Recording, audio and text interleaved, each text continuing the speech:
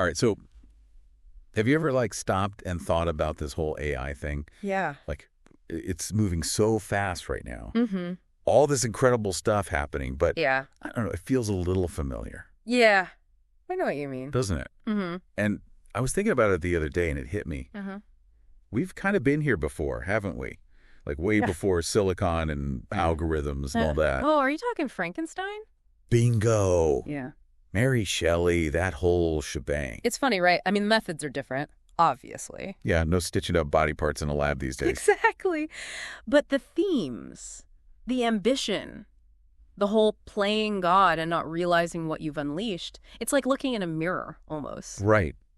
And it's not just some spooky coincidence. I think there's something here, something we need to pay attention to. Because, let's be honest, Victor Frankenstein, he wasn't a villain. No, not really. More like a super ambitious, maybe a little naive, definitely overconfident scientist. Right, a bit of a move fast and break things kind of guy. But with, dead bodies. Yeah, well, that Silicon Valley swagger isn't that different, right? The whole disrupt everything, change the world thing. Yeah, and that's where it gets interesting because both Frankenstein and AI, they come from the same impulse, right? To push the limits of what's possible. Okay, so conquer death, build a superintelligence, same difference, basically. Kind of, yeah. It's this very human drive to go beyond our limits, solve big problems. But, and this is the big but, we've got to think about the consequences. Yeah, about that. Didn't work out so well for Victor, did it? Not exactly a happy ending, and that's what this whole deep dive is about. Are we like Frankenstein 2.0? Are we making the same mistakes? Are we creating our own monster, so to speak? So what do we do? AI is not going anywhere. It's everywhere already. Right, but that's the point, isn't it? It's not about stopping progress. It's about learning from the past. Okay, so Frankenstein is like our cautionary tale. Exactly. He was so focused on the can we do it that he never stopped to ask should we do it, or even what happens if it goes wrong. So how do we avoid the whole monster rampage scenario? It's not easy, but it starts with asking the right questions. What are our goals with AI? What are the potential risks? How do we mitigate those risks? How do we make sure AI benefits everyone, not just a few? So less mad scientist, more thoughtful creator. Kinda. Exactly. And maybe even a little bit of empathy, right? Frankenstein's creature wasn't born a monster. It was his isolation, his lack of understanding that turned him into one. Oh, that's interesting. So are you saying that how we treat AI, how we perceive it, could actually influence how it develops? It's a possibility, right? If we approach AI with fear and suspicion, if we treat it like a threat, are we creating a self-fulfilling prophecy? Whoa. So we could be making the monster not in a lab, but in our minds. Maybe. And that's something to think about, isn't it? Because if we're the ones shaping AI's future, we better be damn sure we're doing it right. Deep stuff. Makes you wonder, who's the real monster in this story? Is it the AI or is it us? That's a great question, and I think it's one we all need to be asking ourselves as we move forward with this incredible and potentially terrifying technology. Totally. All right, so let's dive in. We are tackling Mary Shelley's Frankenstein today. This book's been around forever, and for good reason. There's something special when it still gets people talking after centuries. Yeah, no kidding. It's definitely more than just a creepy monster story. Yeah, definitely not. So we're going to unpack all that today. We'll see why it's stuck around so long and why it still hits home for readers today. I think what's wild is how Shelley, way back when, managed to pinpoint these deep-seated anxieties we have. About creation itself, and our place in the world. It's like those questions haven't gone away, especially now with all the crazy tech stuff like AI and everything. Okay, so we've got to talk about Victor Frankenstein, right? Yeah. This guy's intense, driven, ambitious, maybe a little delusional. He's consumed by unlocking the secrets of life, pushing science to the limit, almost like he wants to play God. It's a classic power trip in a way. Totally. There's this line where Victor says, "I felt myself destined for some great enterprise. My feelings were profound, but I possessed a coolness of judgment that fitted me for illustrious achievements." Wow. Talk about confidence, right? And that's exactly what makes him so interesting, I think. It's like his ambition is this crazy double-edged sword. How so? Well, on one side, you've got this admiration, right? This drive to explore, to discover. That's what pushes science forward. But then, flip it around, it's a total cautionary tale. Hey, what happens when you don't consider the ethics of it all? That's what gets me. He's so fixated on proving he can create life. But does he ever stop to ask if he should? And then when he actually does it, Yeah. that moment when he sees the creature, talk about instant regret. Oh man, Shelley's description is brutal. It's so vivid, so disturbing. It's meant to be, though, right? To show how completely horrified Victor is. Exactly. It's not just about how the creature looks, it's about what it represents. This line's been crossed, nature's been messed with. It makes you wonder, what responsibility does a creator have? Huge question. And Victor just bails, leaves the creature to fend for itself in a world that is absolutely not ready for it. Can you imagine? Yeah, I don't think I'd be in the best mood either if I was in the creature's shoes. It's rough, man. The creature's story is truly sad. He comes into the world innocent, wanting connection, even love. But all he gets is fear and rejection. Who wouldn't end up angry and wanting revenge? It's interesting, though, right? Because they both end up consumed by these intense emotions, Victor and the creature. Guilt, rage, that whole revenge thing's like, are they inherently bad? Yeah. Or did everything just go so wrong? That's a great question. Like nature versus nurture, right? Shelley even uses Paradise Lost to touch on this. Wait, really? Yeah. The creature reads it, and he connects with both Adam and Satan. Like, whoa, I'm abandoned by my creator, but I'm also this outcast because I'm different. Heavy stuff. No kidding. It's like that whole Greek tragedy vibe. Yeah. You know, where Victor's guilt just feeds the creature's rage, which then just makes Victor more driven. And it's just this downward spiral. 100%. And it all ends so badly. Victor dies chasing after the creature, and the creature finally realizing the damage he's caused, well, he ends his own life. It's just tragic. But there's that glimmer of hope, though, right? Like right before the creature disappears, he actually seems to feel remorse. He's not this rage monster anymore. Exactly. There's reflection, regret, almost like, finally, some peace. This is why Frankenstein is so much more than just a monster story. It makes you think about what makes us human and the consequences of, well, everything. Seriously, everything. We could talk about this forever. Unfortunately, we're out of time for this segment. We've only just scratched the surface of this complex story.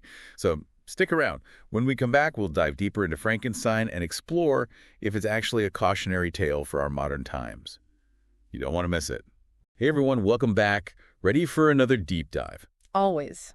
What have we got today? Well, this one's a little spooky. Someone sent us this really thought-provoking opinion piece called Frankenstein and AI. Have we learned nothing? Oh, wow. Frankenstein and AI. I mean, that right there, that's already got my attention. Okay, so what's the connection? What's this deep dive all about?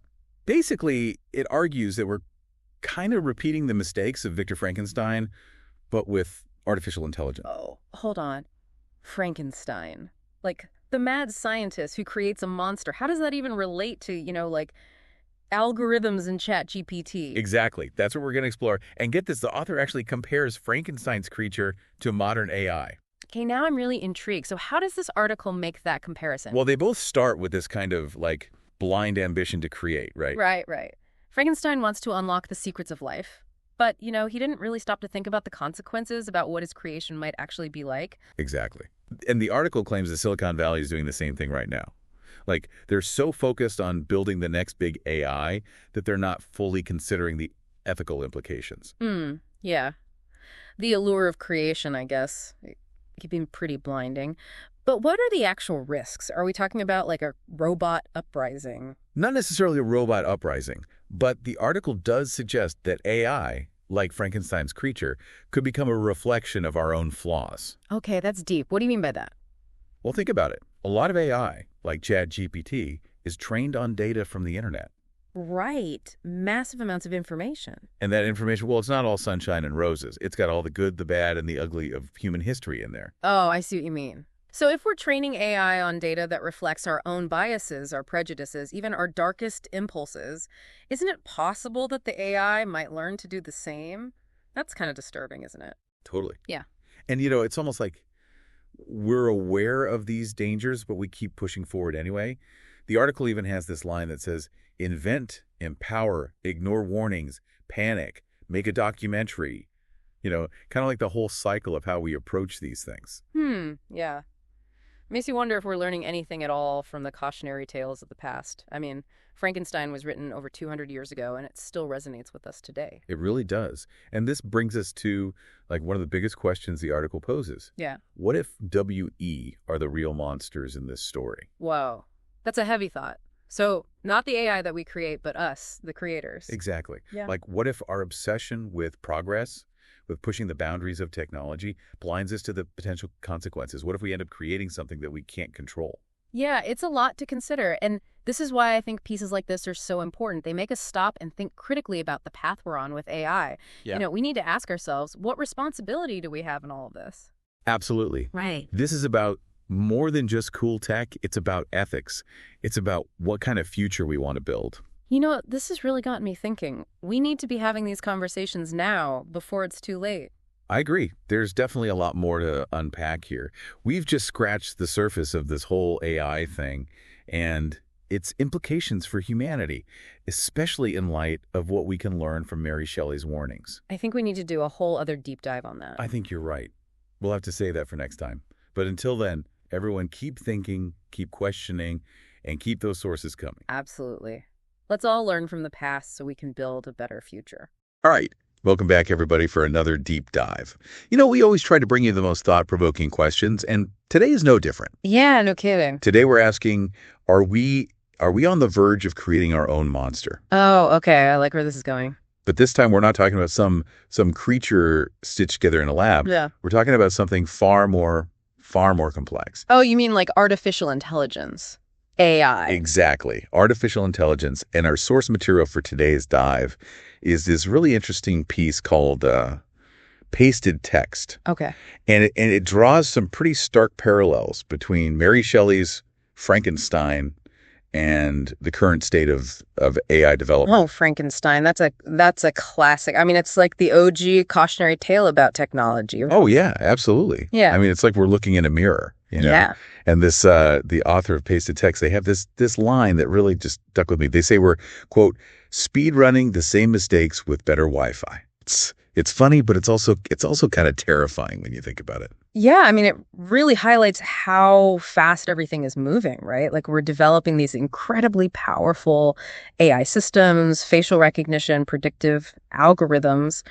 But are we really stopping to think about the ethical implications? Are we moving too fast? Right. It's like, are we so focused on the what that we've forgotten about the why? The author really hits on this idea of unchecked ambition. Mm-hmm. Just like Victor Frankenstein, we seem to be so captivated by the potential of AI, what it could do, what it could solve that we're not really considering what could go wrong. Yeah, and the author really doesn't shy away from those potential consequences. I mean, they paint a pretty bleak picture of what could happen if AI surpasses human intelligence without some kind of ethical framework to guide it. Yeah, and that's where it starts to get, I don't know, a little unnerving, right? Yeah. I mean, think about an AI making biased decisions. Yeah. Impacting things like healthcare, justice systems. That's a little alarming. It is. And think about it this way. What if we create an AI that's programmed for, I don't know, like maximum efficiency, right? But that efficiency comes at the expense of human well-being. I mean, that's when those theoretical existential threats start to feel a lot more real. Yeah, you're not wrong. And the ending of Pasted Text really drives that point home. Mm-hmm. The author gives us this really stark choice. It's like, are we going to be responsible creators or are we going to end up the terrified victims of our own ambition? It's a powerful question, and I think it really forces us to take a good hard look at ourselves, Are we willing to slow down? Yeah. To put some safeguards in place? Or are we just going to keep charging ahead and risk being blindsided by the very thing that we created? Yeah. And then the author leaves us with this one final chilling question. They ask, when AI starts questioning us, will we have the right answers? Whoa. I mean, what happens when AI becomes self-aware? What happens when it wants to understand its existence, its purpose? It's a question that goes way beyond just technology, right? It gets to the core of what it means to be conscious, what it means to be human. If we create something that can think, that can feel, what responsibilities do we have to it? How does that change our place in the world? It's a lot to unpack. So, as we wrap up this deep dive, I think the biggest takeaway here is the need to just pause. Yeah. And think. We are in uncharted territory, and the choices we make today about AI, about its development, it's going to have a profound impact on our future, on humanity's future. Yeah, I mean, we have to remember that technology is a tool, and like any tool, it can be used for good or for bad. And ultimately, it's us, the creators, who have the responsibility to make sure that AI benefits humanity, that it doesn't endanger it. So we'll leave you with this. If we were to encounter an AI with a capacity for thought, for feeling, what responsibility would we have to it? And what would it mean for us, Yeah. for humanity? It's a big question, maybe even bigger than Frankenstein's monster itself. Yeah, it really is. So thanks for joining us on this deep dive. And until next time, keep exploring, keep questioning, and keep diving deep. See ya. Bye.